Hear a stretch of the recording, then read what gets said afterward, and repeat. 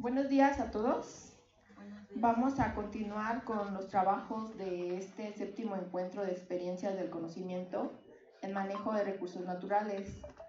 Hoy contamos con la participación del maestro en biotecnología Luis Enrique Cruz Trujillo con una conferencia titulada Del laboratorio a la pantalla grande, la cinematografía como instrumento de comunicación científica. Bien, voy a leerles la semblanza del maestro. Él es biólogo egresado de la Facultad de Ciencias Biológicas por la UAM. Tiene una maestría en biotecnología y una especialidad en comercialización de conocimientos innovadores. Es divulgador y comunicador de la ciencia a través del cine. Al fusionar la ciencia y el séptimo arte mediante su formación cinematográfica en instituciones como el INCINE y el Instituto Leloy de Argentina. Es docente de la Facultad de Ciencias Biológicas y técnico académico del Centro de Investigaciones Biológicas de la UAM. Durante su trayectoria en el mundo del cine científico ha tenido un impacto nacional e internacional, con la realización de más de 11 materiales audiovisuales con los cuales ha sido galardonado con un total de 18 premios y 87 selecciones oficiales en festivales de cine, entre los cuales destacan 3 premios en la Muestra Nacional de Imágenes Científicas, la medalla Juan Luis Cifuentes Lemus a través de la Federación Mexicana de Colegio de Biólogos, el Premio Tagüeña a la Divulgación Científica a través del Consejo de Ciencia y Tecnología del Estado de Morelos y el Museo de Ciencias de Morelos. También el Premio de Postproducción en el Work in Progress del Mercado Internacional del Cine Medioambiental. Y en el Grand Prix que se llevó a cabo en Sarajevo, Bosnia y Herzegovina. Y además, el Premio Iberoamericano de Divulgación Cultural y Científica en Bucaramanga, Colombia. Le damos la bienvenida al maestro Luis Enrique con esta presentación. Adelante, maestro.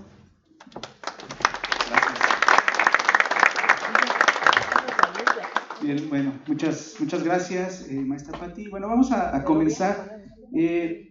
Pues el día de hoy vamos a platicar sobre dos temas que en particular pues a mí me apasionan. Una es la parte científica y la otra es pues las artes, aplicada principalmente o utilizando el séptimo arte. Es importante mencionar esto porque pues vamos a partir de varios hechos históricos que normalmente hicieron que se separaran las artes y de las ciencias y que pues no tuvieran actualmente ya tienen una convergencia nuevamente, pero en su momento fueron separadas. ¿Y qué fue esto que separó el arte de las ciencias? Siguiente, China, por favor. Entonces vamos a comenzar por esta parte. Entonces las artes y las ciencias en su momento, si hacemos una revisión histórica, pues muchos personajes históricos practicaban la polimatía. ¿Qué es la polimatía? El manejo de múltiples disciplinas, la especialización de varias disciplinas.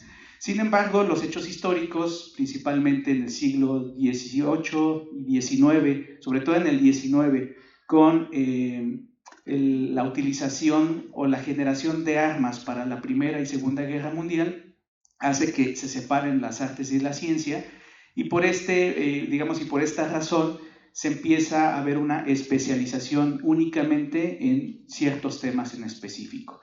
Entonces, hay hechos también históricos, por ejemplo, la invención de la fotografía hace que sea un suplente de los artistas que se dedicaban a la pintura, al dibujo, y si hacemos también una revisión histórica, pues ustedes conocen que muchos de los naturalistas se dedicaban a hacer ilustración. Con la era de la fotografía, también la ilustración pasa a segundo término. Entonces, esta separación, esta fragmentación, hace que también en la actualidad, pues muchos nos hemos dedicado a especializarnos solamente en un área del conocimiento, pero no tenemos esa exploración muchas veces por miedo, por desconocimiento o porque creemos que también el mismo sistema pues, nos va llevando solamente a una especialización. Entonces, pues es importante mencionar la brecha que existe, pero también hablando que el cine se puede utilizar como una herramienta para compartir la información científica, Las artes es una de las principales herramientas que nos ayuda a poder compartir esta información científica, llevando desde una complejidad que conlleva la parte de los tecnicismos hasta poder compartir la información a un público no especializado, pero desde un punto de vista pues digerible. Siguiente. Y como les mencionaba, que la fotografía, como ejemplo, llega a suplir, pues vamos a hablar y vamos a irnos metiendo un poquito más a la cuestión de la imagen. La historia de la fotografía pues surge principalmente con la invención de la cámara oscura. La cámara oscura es prácticamente un instrumento que se utilizaba en cuartos en donde se abría un orificio y a partir de este orificio se llegaba a la generación de la proyección de la imagen que se estaba observando, dependiendo hacia dónde se dirigiera ese orificio. No sé si ustedes en la primaria, en la secundaria han hecho este ejercicio, si no, se los voy a dejar de tarea, llegando el día de hoy a su casa, tomen un rollo de papel de baño que ya hayan terminado y con 2 hojitas de papel, péguenlas en los extremos y háganle un pequeño agujero. 2 agujeros, uno adelante y uno atrás, y apúntenlo, digamos, hacia donde ustedes quieran y van a ver que se va a proyectar la imagen al revés. Esto es el principio de la fotografía, ¿de acuerdo? Y anteriormente, como les mencionaba, eran cuartos oscuros como este. Después se fue sistematizando hasta generar una caja. Lo pueden hacer, les digo, con un tubo de papel de baño, con una caja de cartón. Y anteriormente eran dibujados en las paredes y después ya eran plasmados en papel. Posteriormente, el siguiente, China. Hay 2 personajes que marcaron la era de la fotografía. Hay que tomar en cuenta que todo esto es un desarrollo científico y tecnológico, ¿de acuerdo? Ya con el tiempo fue cambiando y ahora la fotografía se ha vuelto y el cine desde un corte más social. Pero 2 personajes, por ejemplo, como Nicef, un francés que se dedica a generar un instrumento basado en la cámara oscura y genera este instrumento. Este instrumento logra captar la primera fotografía, y estamos hablando de 1816, 1819, en donde se logra captar la primera fotografía. Una de las preguntas que les puedo hacer, ¿cuánto tiempo tarda en obtener actualmente una fotografía? Milésimas de segundo. La primera fotografía tardó 8 horas. 8 horas de exposición con luz de sol para poder tener, digamos, esta imagen. Siguiente. Este personaje fue precursor para que este otro personaje, Luis de Raguer, generara a partir precisamente de la cámara oscura y del instrumento de Nicef el famoso daguerrotipo. El daguerrotipo ya es la primera cámara fotográfica existente, estamos hablando ya de 1839, en donde se logra sistematizar el instrumento previo de Nicef, y cabe mencionar también que es el primer ya instrumento fotográfico divulgado internacionalmente. Y de aquí hacia adelante empieza la era de la fotografía como tal. Si se dan cuenta, las imágenes tomadas por el daguerrotipo ya tienen mayor nitidez, se observa qué es lo que se está plasmando a través de la cámara, en este caso del daguerrotipo, y ya utilizaba un sistema basado en plata. Seguramente muchos de ustedes, por no decir los más contemporáneos, la fotografía analógica pues, está mucho basado en pruebas en plata, justamente para poder revelar y fijar la imagen. Siguiente. Esto nos da pauta para otro instrumento importante, hablando del cine, que es el cinematógrafo.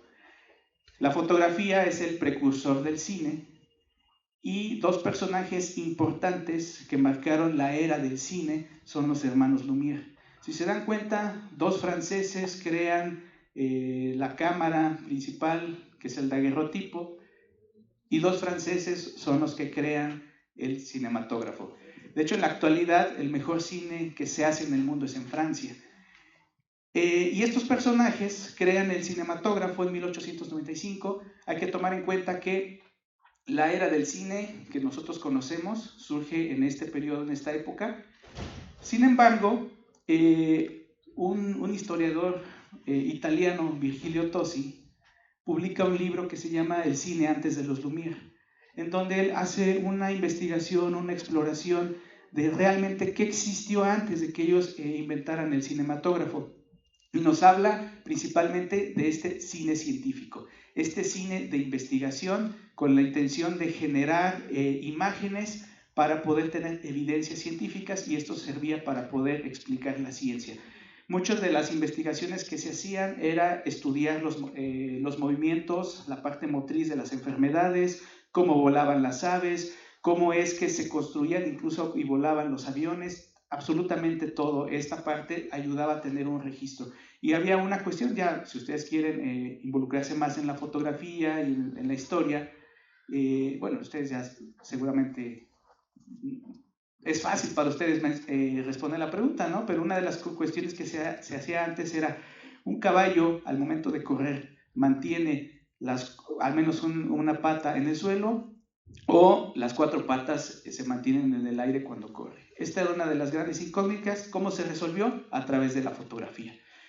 Pusieron alrededor de 20 cámaras y cuando iba pasando el caballo iba activando las cámaras y lograron ver que en algún momento levantaban las 4 patas, ¿no?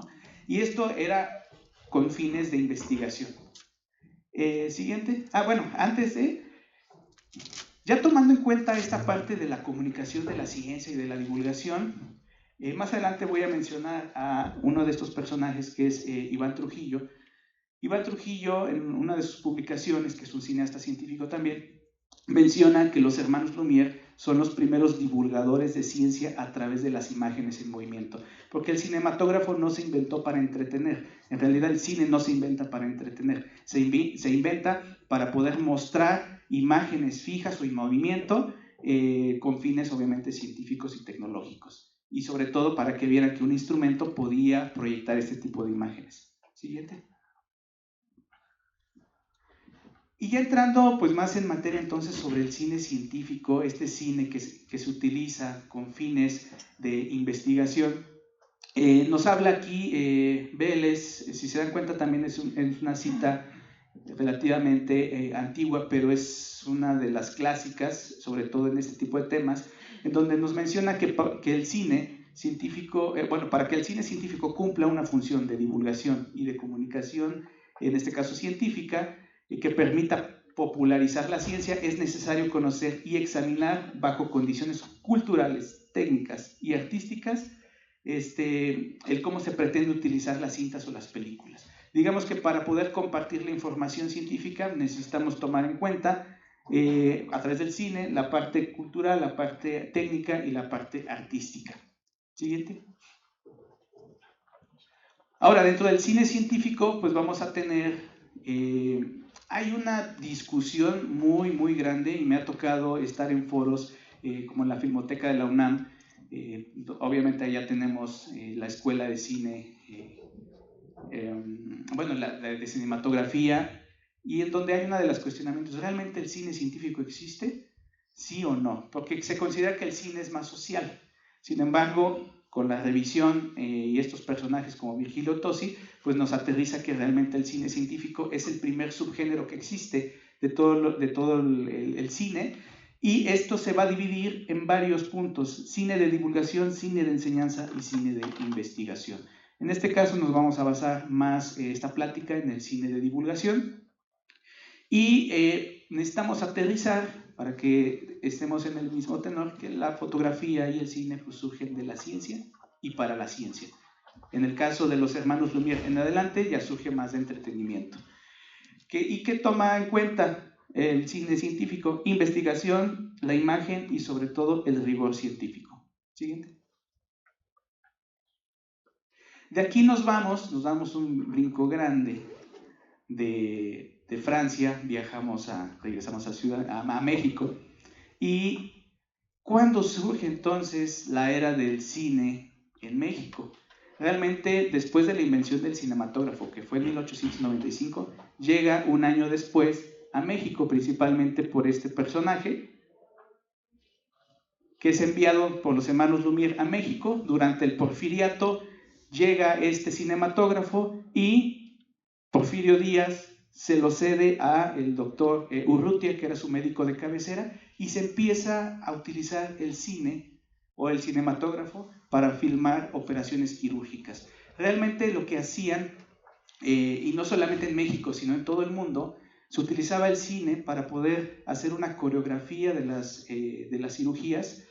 ¿Para qué? Para que esto sirviera a la enseñanza de los futuros médicos de saber qué hacer y qué no hacer si el paciente moría o sobrevivía. Entonces era un hecho de experimentación. Vamos a grabar todo el proceso y si nos equivocamos ya sabemos qué no hacer para la siguiente, ¿no? Y esto era lo que hacía Urrutia, pero lo hacía...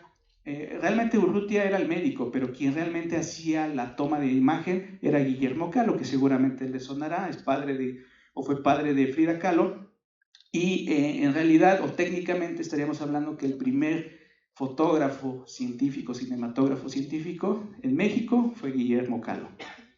De ahí se empieza a utilizar el cine como forma de enseñanza. Entonces le sonará José Vasconcelos, que fue exsecretario de Educación en México, y él empieza a adoptar el cinematógrafo para poder compartirlo y llevarlo a todo el país.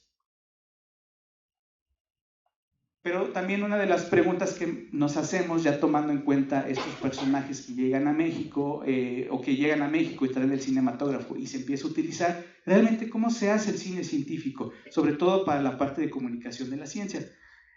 Se va a dividir en 4 etapas. Siguiente.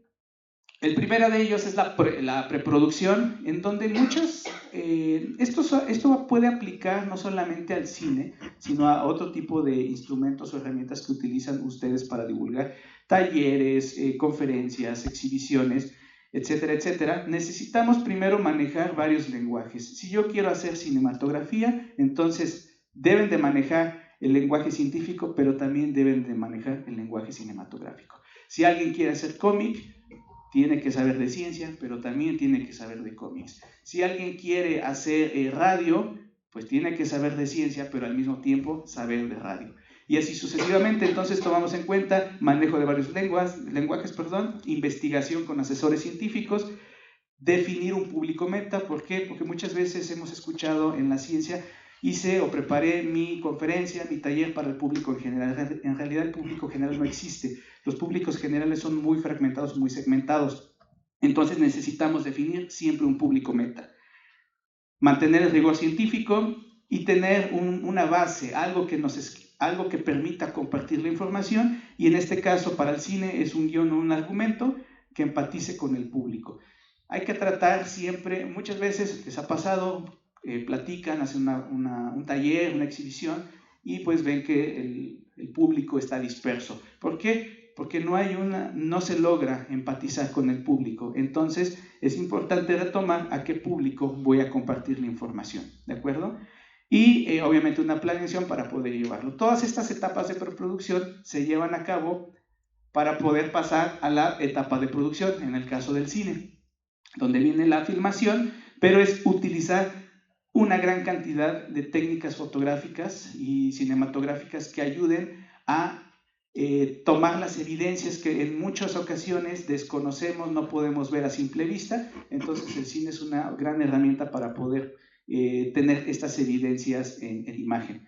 Esta es la etapa de producción. Normalmente es la etapa más bonita porque eso te permite ir al laboratorio, ir al campo, obtener las imágenes. Siguiente. Y esto después nos lleva a la etapa de postproducción, en donde hay una edición, necesitamos un guión de montaje para poder editar, necesitamos diseño gráfico, musicalización, diseño sonoro, corrección de color, y al final pues ya tener la película terminada. ¿Y qué pasa cuando ya tenemos la película terminada? Necesitamos una etapa de distribución. Aquí es el punto clave para saber si todo el trabajo realmente va a funcionar o va a tener un impacto en la sociedad, en donde se van a buscar pues foros académicos. Aquí hablamos de simposios, de congresos, etcétera, festivales y salas de cine, canales de televisión, plataformas digitales, y terminamos con una evaluación.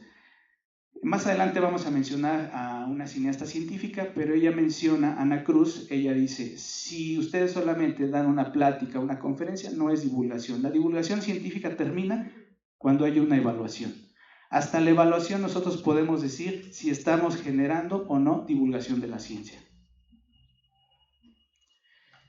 ¿Y qué pasa en México ya una vez que generamos todos este tipo de materiales? Seguramente ustedes conocen estas instituciones que tenemos de este lado. Normalmente estas instituciones a nivel nacional son las que generan mayor producción de corte científico en cuestiones de medios audiovisuales. Sin embargo, hay un grupo que se desconoce, que es el cine independiente. Estos personajes que hacen cine, pero no sabemos dónde están, o vemos que hay proyecciones o exhibiciones, pero desconocemos cuál es el historial. Incluso la SOMEDICIT, que es la Sociedad Mexicana de Divulgación de la Ciencia y de la Técnica, nos menciona que no hay, bueno, hasta el 2013, que no hay un catálogo. No se sabe quiénes en México realmente hacen cine científico, pero llega la Muestra Nacional de Imágenes Científicas, en donde lanza una convocatoria para que puedan participar todos los realizadores del país, y actualmente se tiene un catálogo de 10 años, 11 años, este es el 11º año, de estar obteniendo producciones de todo el país.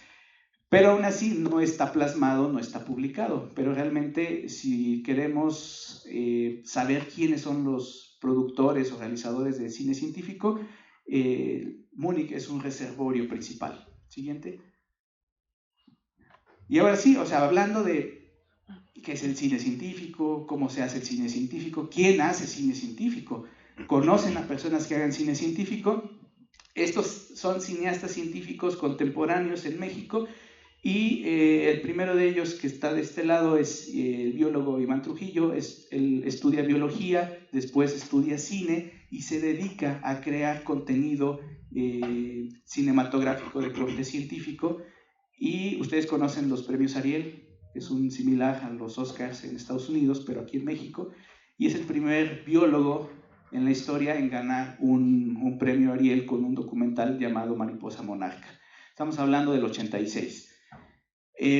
Después, bueno, tenemos, y es el único de estos que tiene una formación científica. Los demás, Ana Cruz, Oliver y Pedro, son licenciados en comunicación, pero se involucran mucho en el ámbito de corte científico. Y ahí es donde les decía, necesitamos manejar ambos lenguajes. Y ellos tienen una gran trayectoria en la parte de comunicación de la ciencia a través del cine, y muchas veces pues desconocemos ese cine que existe. ¿Por qué? Porque estamos acostumbrados a ver un cine comercial. Siguiente, como por ejemplo estos. Pero estos que voy a mencionar el día de hoy, son directores de cine famosos, que tienen producciones famosas, pero estudiaron ciencia previamente antes del cine.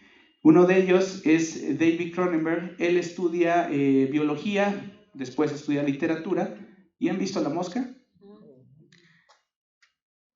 Tenemos otro personaje como Paul. Él estudia matemáticas y física.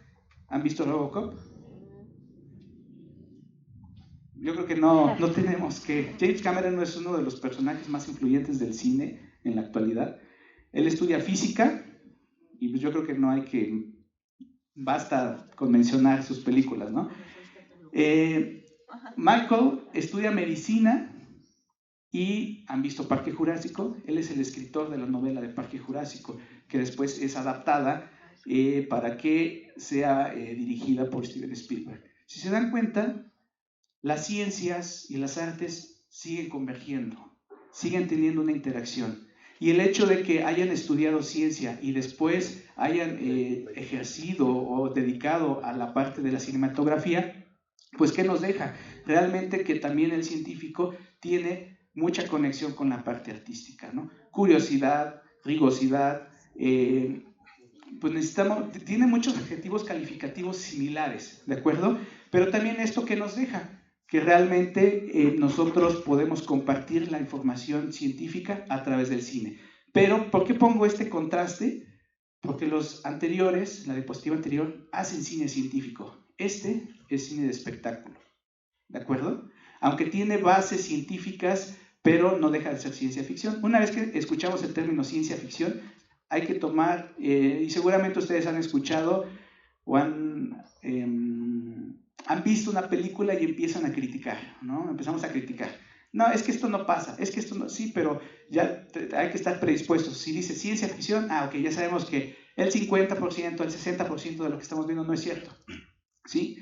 Al final les voy a compartir literatura, unos libros muy padres que hablan justamente de, nos explica la ciencia del cine, ¿de acuerdo? Con varios ejemplos. Siguiente.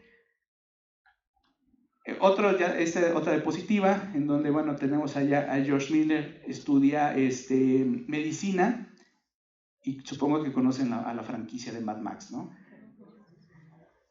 Luis Buñuel, ya aunque pues ya es de los viejitos, podemos mencionar, igual para el doctor Burgos, que le gusta la entomología, él es apasionado de la entomología, y de hecho la revista de la Sociedad Aragonesa tiene varios artículos en donde explica la parte entomológica de sus películas, porque todas sus películas de Luis Buñuel hablan y tiene insectos, ¿no? Está muy metida con la parte de los insectos.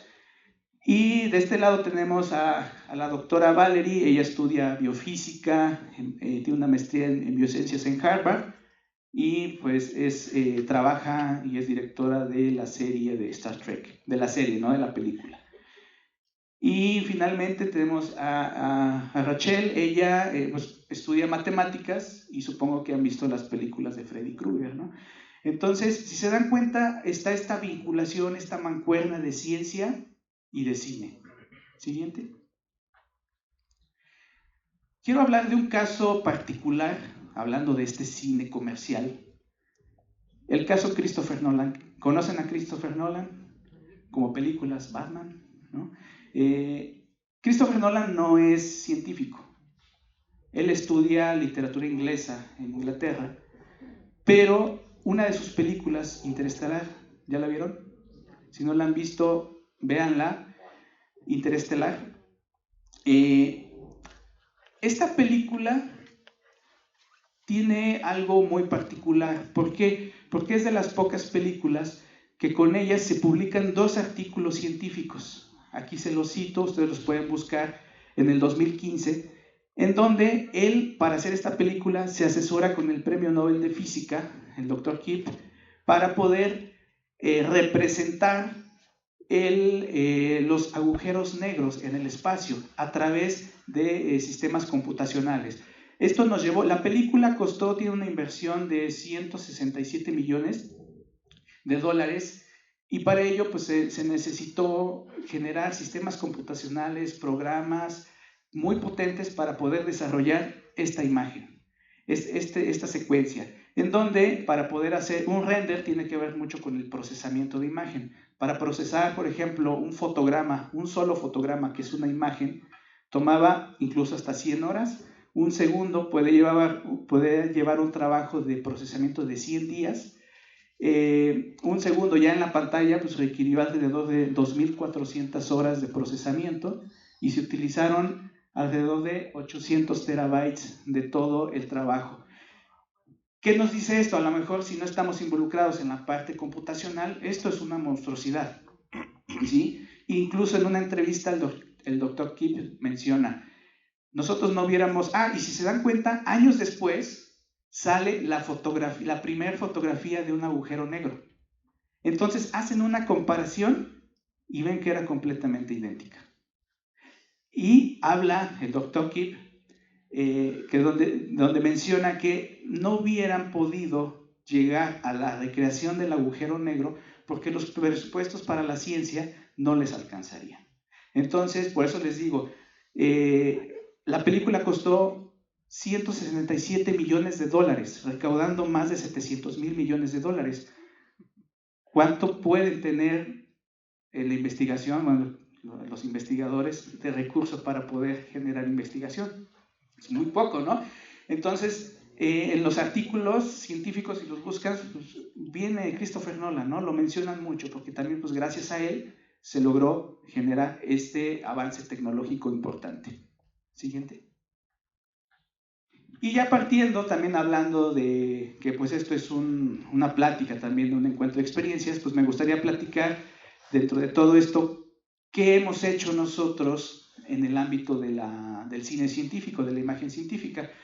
Para ello se creó una marca registrada con un énfasis en particular, ¿no? Científicos o cineastas con formación científica, en donde actualmente se han realizado más de 11 producciones fílmicas, obteniendo 18 premios nacionales e internacionales y selecciones oficiales y nominaciones en festivales de cine. ¿Qué es una selección oficial? Se puede concursar, mandan sus trabajos y de los mejores son seleccionados, esos se exhiben y de ahí viene una nominación, vienen finalistas y vienen los ganadores. Realmente los festivales de cine es un escaparate muy importante porque nos permite ir al cine, pero ver películas que normalmente no estamos acostumbrados a ver. Siguiente. ¿Y qué otras cosas hemos logrado? En este caso, proyectos con financiamiento. Tenemos 2 PACMIX, 22 y 25, financiamiento por Procine, esta institución de IMCINE, que es la más importante de cinematografía en México, del 22 al 26, un fondo verde que de ahí salió el documental que hicimos con el doctor Alejandro, Del Suelo al Cielo, en Zacuantlacotenco, en donde hubo un apoyo de financiamiento para la postproducción. Una de las preguntas que muchas veces nos hacemos es ¿cuánto cuesta hacer una película? ¿Sí? ¿Cuánto cuesta? Porque muchas veces creemos que es relativamente pues barato, pero no. Al menos la única etapa de postproducción, que es la última, varía dependiendo el tamaño de la película, la duración, pero el promedio anda entre los 200 y medio millón de pesos, solamente la postproducción. ¿De acuerdo? Entonces, hagamos cuentas, ¿no? Una producción barata, de acuerdo al IMCINE, es 1 millón de pesos. Siguiente.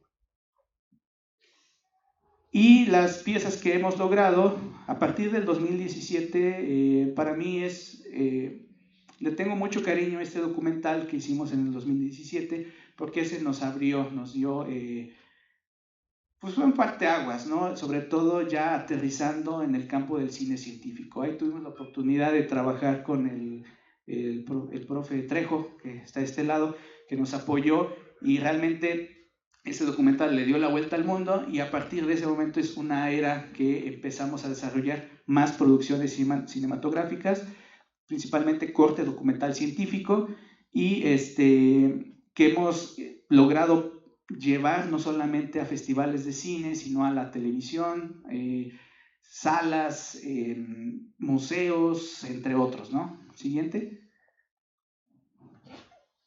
Aparentemente puede decir, bueno, es que son pocas, ¿no? Podemos decir, es que el 11 es muy poco. En realidad, cada producción es un promedio entre 2 a 3 años de producción, desde la etapa preproducción hasta la postproducción. Y ya se presentó, pero realmente se estrena, y hago la invitación para septiembre, se estrena en Cinemex Plaza Bugambilias en septiembre.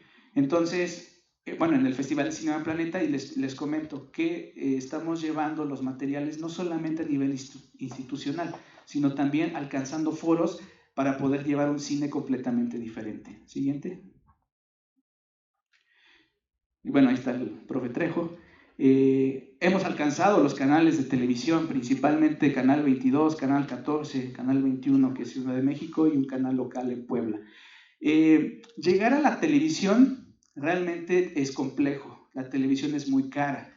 Actualmente ya con las plataformas digitales, pues ya no hay tanta necesidad de la televisión, y les preguntaría quién realmente ve televisión abierta en estos momentos. Muy pocos o casi nadie. Sin embargo, hay un público selecto todavía que ve televisión abierta y que ve este tipo de canales. Entonces ha sido una oportunidad para llegar nosotros a este tipo de foros.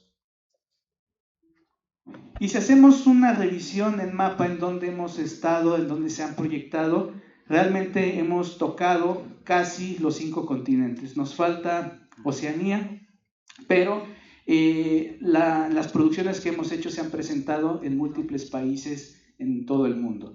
Hemos tenido la oportunidad de estar en esos países en algunas ocasiones, en algunas no, pero las películas viajan y esto es gracias a los festivales de cine. Ahora con la era digital ya es bien fácil, ¿no? Se sube la película a una plataforma y la mandas a Alemania, la mandas a Rusia, la mandas a Corea y pues ya dependiendo de la calidad y del jurado es como si la van a seleccionar o no. Pero realmente es una oportunidad muy, muy padre. Las experiencias que puedo compartir es que pues me ha tocado estar en festivales de cine de talla internacional y pues normalmente los realizadores estudiaron cine, estudiaron periodismo, pero no están en el ámbito científico. Y ya muchas veces de, bueno, ¿y tú qué eres? Ah, soy biólogo, entonces ya es algo completamente diferente, ¿no? Estar interaccionando con ellos y se aprende muchísimo, realmente. Siguiente. En cuanto a proyectos y colaboraciones, en 2021 tomamos la iniciativa de crear una muestra de cine y fotografía científica en Morelos. Es decir, era con la intención de rastrear quiénes hacían cine y fotografía científica en el estado de Morelos. Nos sorprendió porque la mayoría eran licenciados en comunicación, eran periodistas, pero biólogos eran solamente 2. Después, bueno, un proyecto que tuvimos, 2022-23, la publicación de un libro de hongos. En este caso, le apostamos ya no solo a la imagen en movimiento, sino también a la imagen fija, en donde hicimos también un registro fotográfico en alta calidad de los hongos de la comunidad de Santa María. Actualmente tenemos otro proyecto de cultura, que en este caso es Esporas de Papel, en donde estamos interaccionando ahora también con la pintura. Con el muralismo, con la intención de plasmar. Realmente, si queremos hacer cine, pues necesitamos conocer de pintura, de arquitectura, de escultura, con la finalidad de mezclar toda la parte de la imagen. Y actualmente somos coordinadores, o soy coordinador de sedes de la Muestra Nacional de Imágenes Científicas. Esta muestra, yo estoy participando constantemente con ellos. Mi intención era en algún momento decir, quiero estar trabajando con ustedes, y se logró. Esta muestra viene apadrinada de la Bienal Internacional de Cine Científico de España. De España toma la iniciativa, viene a México y se crea la muestra. Este año es el 11º, con la intención de compartir la información a través del cine para todo el país. Siguiente. Y los alcances, como vimos en el mapa, solamente pongo algunos, en donde pues hemos tenido la oportunidad de estar en festivales de cine de talla nacional e internacional y estar concursando en algunas convocatorias también locales, y ha sido muy enriquecedor. Esto también ha sido parte del trabajo que hemos estado realizando y pues hemos aprendido también a cómo estar desarrollando el trabajo, y eso también nos ha permitido estar mejorando las producciones que hacemos año con año. Siguiente. Y como les decía, les voy a compartir literatura, pues es más como para ustedes en algún momento de relax se pongan a leer, se distraigan de sus ocupaciones, pero estos libros, sobre todo, esta es una revista, pero los libros pues hablan sobre realmente si lo que estamos viendo en la pantalla, en las películas, puede o no suceder en la parte normal de la ciencia, ¿no? Por ejemplo, el día de mañana se estrena una de las películas de la franquicia de la Guerra de las Galaxias, en donde en este libro nos habla si realmente lo que estamos observando, no fue comercial, pero lo que estamos observando en la película es o no real, si puede o no suceder. Y entonces nos explica de qué habla la película, pero nos explica el lado físico de la película. Y ahí vienen muchísimos ejemplos.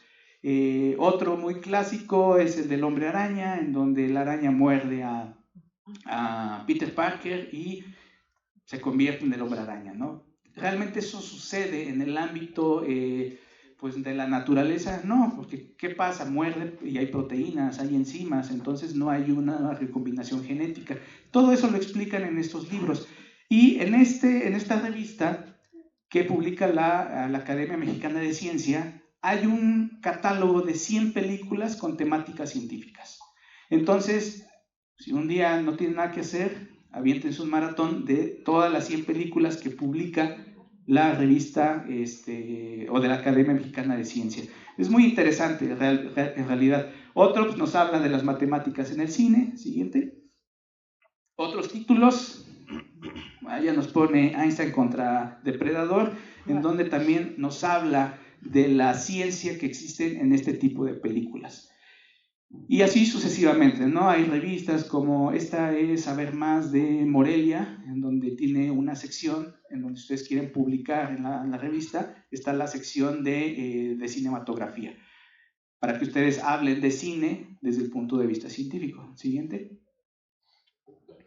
Y pues voy a cerrar con esta frase, ¿no? Que el método científico pues, es un guión cinematográfico, en donde el cine está basado prácticamente en un guión, pero ustedes científicos están basados en su propio guión, que es el método científico.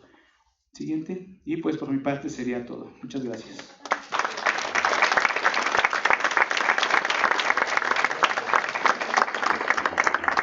Muchas gracias, biólogo.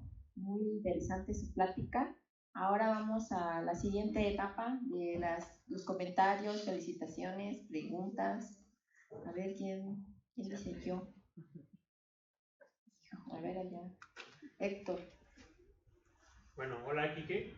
Primero, felicidades. Se nota el amor y la dedicación que le pones a tus producciones.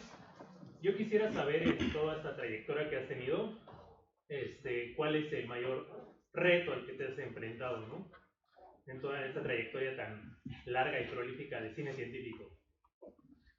Bueno, uno de los retos que se van a compartir con muchos de ustedes es el recurso, ¿no? No hay mucho apoyo, sobre todo en el ámbito de las artes, pero hemos logrado tener ahí vinculaciones. Es el no desistir, pero uno es el recurso. La otra es la inseguridad. ¿Por qué? Porque muchas veces si vamos al campo, queremos filmar, poner cámaras trampa, pues vas al otro día o a veces el mismo día y pues todo desaparece, ¿no? Hemos tenido, y me atrevo a decirlo, tuvimos ahí nos retuvieron en alguna ocasión en una comunidad y nos estaban acusando ahí de que estábamos robando cosas, ¿no? Entonces tuvimos un pequeño secuestro ahí express, pero no, afortunadamente pues no pasó nada, pero es algo a lo que tú te vas enfrentando. Ese por el lado, digamos, de la inseguridad. La otra, te digo, es la parte del financiamiento. Y la otra, pues también son las vinculaciones. Las vinculaciones muchas veces, ahora ya que el CECITI aperturó, anteriormente, la divulgación siempre se ha hecho, la divulgación no es nueva, pero ya con esta iniciativa de CECITI de decir, bueno, ahora hagan divulgación de la ciencia, se ha aperturado. Antes de eso era también muy difícil tener una conexión. Entonces te pondría esos tres. Hola Quique, muchas felicidades por tu presentación. Yo creo que nos transmites esa pasión y ese gusto por la cinematografía. Tengo dos preguntas. ¿Qué diferencia hay entre público meta y público general? Porque nos mencionabas que muchas veces nosotros lo usamos como en público general. ¿Y cómo se hacen las evaluaciones en la divulgación científica? Sí, la diferencia entre público general y público meta o público objetivo tiene que ver mucho definiendo. Público general es todo, y dentro del todo es absolutamente todo, tomando en cuenta aspectos, por ejemplo, discapacidades. Si tú, por ejemplo, dices, es que preparé mi charla para el público en general, si llega alguien, por ejemplo, con alguna discapacidad, ¿estás tú capacitado para poder compartirlo? Pues no. Entonces ahí es donde cometemos el error, ¿no? Entonces el público general es abarcar prácticamente todos los contextos existentes del público. Un público meta tiene que ver con la definición. A ver, y te lo pongo así, por ejemplo, si yo voy a compartir mi información o una charla en una comunidad rural a una comunidad urbana, es completamente diferente los contextos políticos, económicos, sociales, religiosos, incluso del conocimiento. No es lo mismo un niño de primero con uno de sexto de primaria, otro de secundaria, uno de prepa. Entonces todos tus públicos son fragmentados. Aquí la invitación es definir tu público. Ok, preparé mi charla, pero solamente es para niños de entre tal y tal edad, para un público rural. Y te hablo otro, por ejemplo, de los públicos, es si hablas de público en general, entonces te estás tomando a lo mejor a las comunidades indígenas. Si alguien llega y habla náhuatl o otomí, estás capacitado para ello, entonces debes de definir tu público específico. Como les puse el primero que les digo, el documental que hicimos, que tengo cariño, es el primero que hicimos, está narrado en náhuatl, está en náhuatl español, y se llega y se ha presentado en comunidades hablantes en náhuatl. Entonces el público es selecto, ¿de acuerdo? ¿Sí me expliqué por esa parte? Perfecto. Y ahora, ¿qué pasa con los métodos de evaluación? Ahí es el talón de Aquiles de muchos divulgadores, pero tenemos la fortuna de que muchos de ustedes, o algunos de ustedes, trabajan etnobiología. Realmente los métodos etnográficos se extrapolan a la evaluación de la divulgación de la ciencia. Es decir, pueden hacer encuestas, pueden hacer entrevistas, y dentro del cine se hacen cinedebates. ¿Ustedes han visto cinedebates de ciencia? Los cinedebates de ciencia normalmente viene, por ejemplo, ahorita que hablaba de Spider-Man, ¿no? En el cinedebate normalmente va a haber un biólogo molecular, a lo mejor otro biólogo, todos enfocados en el área de la biología. Y el cineasta, ¿dónde está? Porque también es importante entender cuáles eran las intenciones del director. Entonces, los cinedebates que se hacen son enriquecedores para tomar nota, que es la observación participante, ¿no? Y esto también nos permite extrapolar métodos etnográficos. ¿Para qué? Para que podamos evaluar sus productos de divulgación de la ciencia. Y eso lo hace mucho la Dirección General de Divulgación de la UNAM y Universum. Ellos extrapolan todos los métodos etnográficos y se hace investigación en divulgación simplemente para saber si está funcionando o no. Por ejemplo, mi taller, hay un investigador de Zacatecas que es especialista en talleres. Él nada más se dedica a talleres y hace investigación de los talleres. La mayoría hacen talleres. ¿Qué tendría que hacer? Evaluar al tallerista con su instrumento, por ejemplo, encuesta o lo que ustedes decidan hacer del método etnográfico, evaluar al tallerista, evaluar al tallereado, es decir, al que está tomando el taller, y evaluar al taller. Tienes que tomar 3 métricas diferentes. Y lo hacemos, no, porque no nos da tiempo, ¿no? O doy la charla, o mido. Entonces realmente se tendría que tener un departamento de divulgación de la ciencia, pero ya no solamente para compartir la información, sino también para hacer investigación y ver si está funcionando o no. Maestra Judy. Bueno, Quique, yo te quiero felicitar por toda tu trayectoria, y ahorita que pues nos diste la charla se ve tu pasión por lo que haces. Y mi pregunta es, ¿cómo nace en ti ese deseo de hacer divulgación de la ciencia? Yo quería estudiar comunicación antes de biología. El destino me llevó, está la doctora Columba. ¿Dónde está?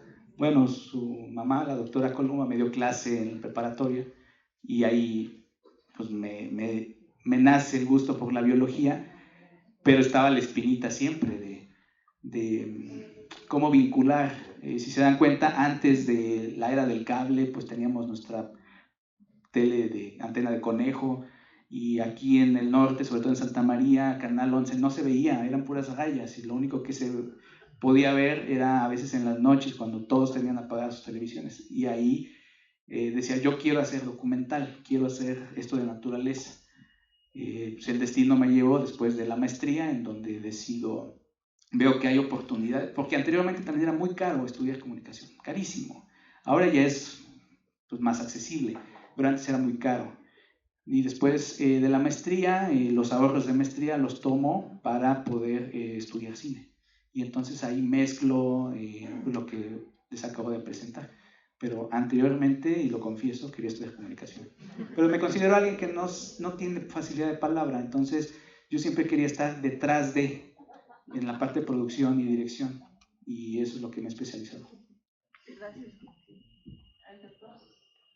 Y que ya, para comenzar, ya no molestarte mucho. Dos cosas. Dices que O sea, aquí para tener un buen video de calidad, es que tienes que haber presupuesto. Fíjate que hoy en día he visto buenos videos, pero tomados desde el celular, y son de buena calidad. Yo creo que es iniciativa y es ingenio Quique, para poder realizar un buen proyecto cinematográfico. Entonces, no es la gran cosa también, es la inteligencia, es la razón. La otra es la que llama la presentación. Negro y rojo.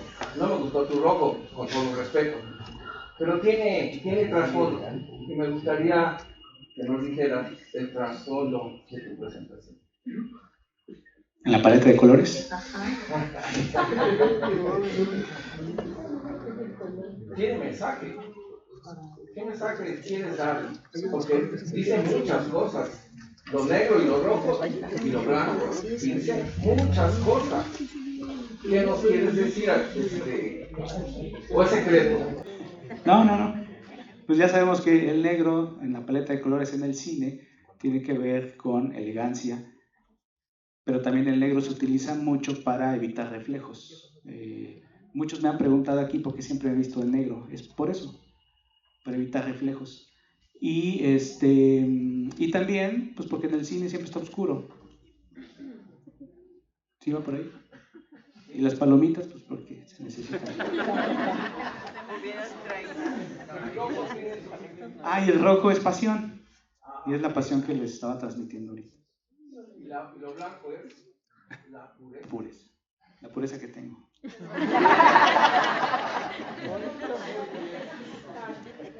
Bueno, pues le agradecemos al maestro Enrique por esta presentación tan interesante. ¿Sí? Gracias.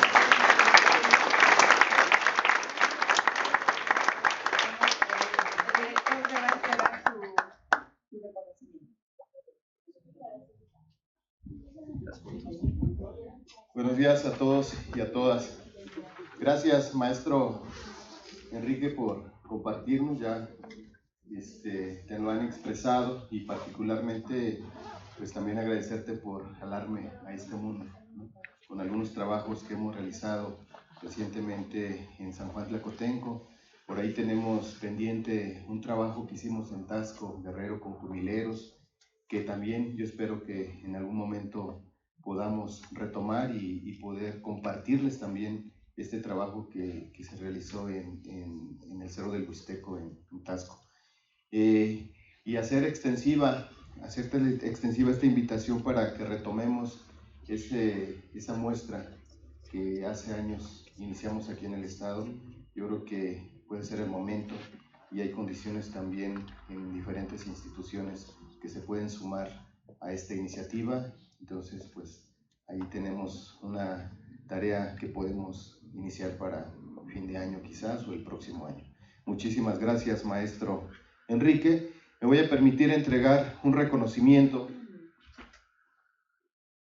La Universidad Autónoma del Estado de Morelos, a través del Centro de Investigaciones Biológicas y sus cuerpos académicos, Estudio Integral de los Recursos Acuáticos, Estudio de los Procesos del Desarrollo Rural y Manejo de Recursos Bioculturales, Evaluación de la Biodiversidad, Control Biológico, Entomología y Micología, Unidades Productivas Tradicionales y Bioprospección, otorgan el presente reconocimiento al maestro Luis Enrique Cruz Trujillo por su participación en el 7º Encuentro de Experiencias del Conocimiento en Manejo y Conservación de Recursos Naturales, con la conferencia del Laboratorio de la Pantalla Grande, la cinematografía como instrumento de comunicación científica, impartida el martes 20 de mayo del 2026 en la Universidad Autónoma del Estado de Morelos.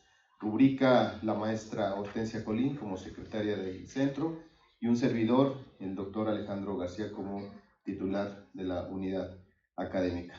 Muchas felicidades.